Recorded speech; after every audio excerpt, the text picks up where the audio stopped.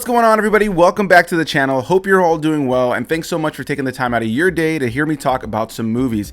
Now, recently I was sent over some screeners for some movies that are going to be premiering at the 2025 Berlin International Film Festival. Quite frankly, I wasn't able to get through all of them just yet.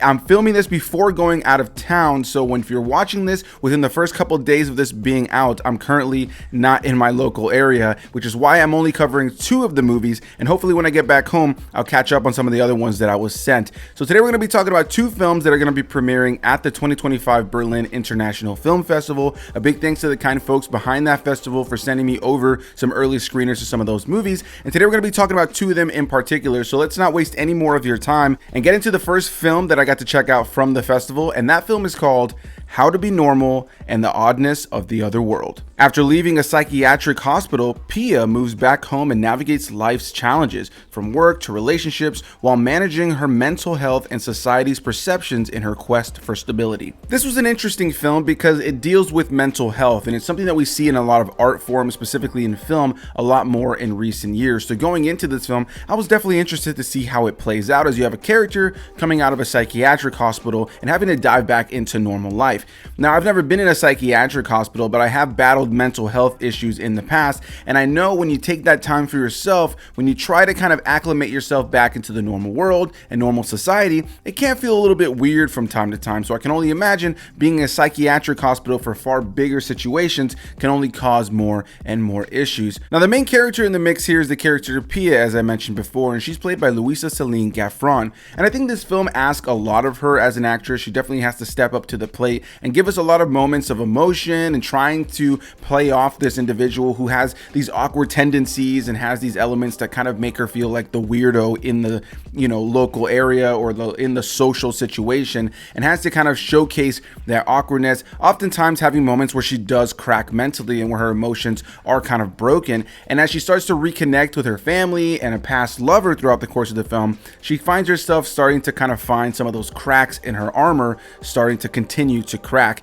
And so I think there are elements about this film that are really interesting when it comes down to mental health, and I think at the end of the film you really see the full picture, that this film isn't solely about an individual who's dealing with mental health issues and having to reacclimate with the world after coming out of a psychiatric hospital, but also how the idea of the many people around her who oftentimes are the normal people aren't all that great off either. They are all dealing with their own versions of mental health issues, and I think it goes to show that even if it isn't blatant, even if somebody isn't straight up odd or straight up not normal, there are people all around us who are dealing with their own versions of issues in their mental health that lead to them themselves not being normal and having their own struggles that they feel like they may not be able to showcase to the world around them. And I think that was something that was interesting to take away from this film. With all that said, I gotta be honest in saying that outside of the cinematography and some interesting performances throughout the course of the film, this was not a film I really enjoyed too much. I thought a lot of the story meandered, unfortunately, and I think the character of Pia, while compelling at times,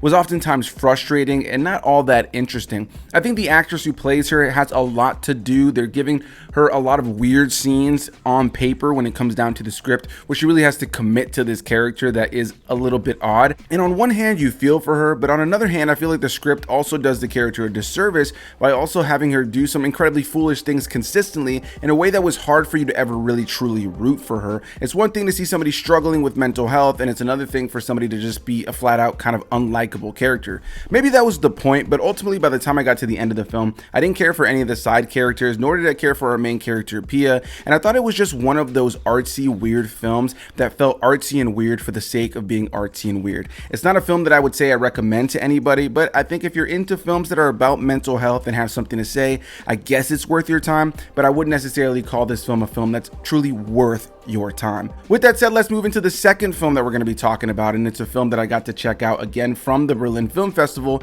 and that film is called Hysteria.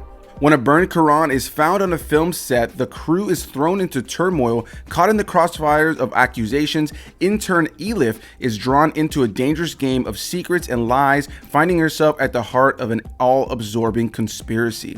And going into this one, what was immediately kind of capturing my eye was the cinematography. I thought the cinematography in this film was really solid, and I love the idea of a film about filmmaking. I don't know if you guys are the same way, but I love seeing a movie that takes place on a film set and kind of gets to be meta meta in some ways, but also gets to kind of showcase a different side to filmmaking while you have to make a film about film. I think it's a really interesting thing. And as the premise there kind of showcases, it's touching on some interesting subject matter. This film is a Turkish film, I believe. Most of the film kind of jumps around a few languages, but Turkish is one of them, as well as English. The last film we were talking about jumps around a few languages as well. And so, yeah, going into this film, I really enjoyed the look of the film. I enjoyed the premise. And I think the film has some interesting things to say when it comes down to films showcasing something that is provocative or oftentimes scandalous.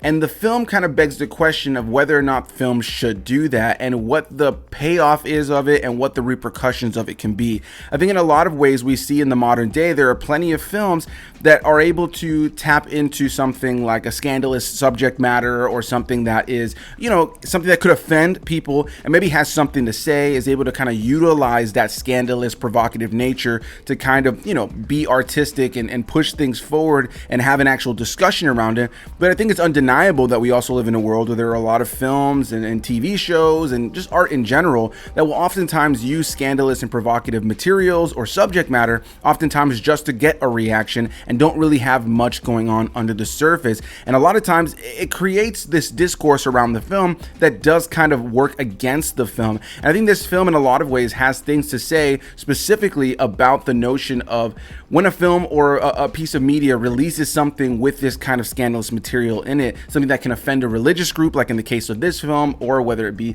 a certain race or gender, whatever the case may be.